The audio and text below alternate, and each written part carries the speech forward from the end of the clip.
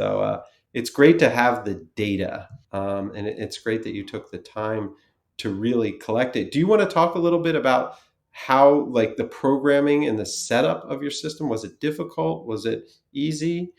How was it?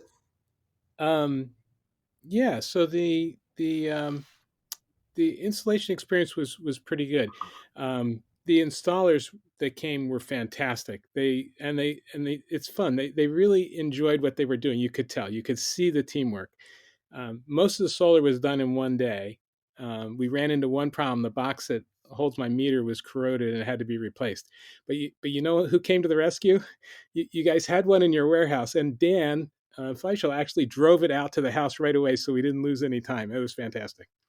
Now, Great. my install got split because Tesla was having delivery problems with the Powerwalls at the time. I think they've gotten better at that, but that came several months later. Um, and there's clearly a lot of complexity with the Powerwall. Took a couple tries to get it right, but support was fantastic. Shout out to Skylar, who was patient with me and made sure everything was perfect. That's our So guy.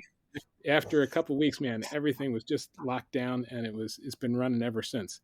You know, I always wanted a generator. It's like I work out of the house, and it's like this is important to me. I should do this. Mhm. And I could just never justify the cost. It was very expensive, and you use it 1 or 2 days a year, right? Maybe or whatever. And but what's really interesting is I'm surprised how often we've used the battery. Um, and it's funny.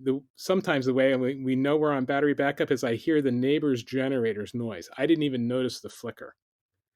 If you've ever been to anybody that has a generator, the power goes out for like 30 seconds while the generator comes up to speed. So you have to reset all the clocks and do all that stuff. With the Right, Tesla right. Tesla Powerwall, man, it's seamless. You barely notice that anything happened.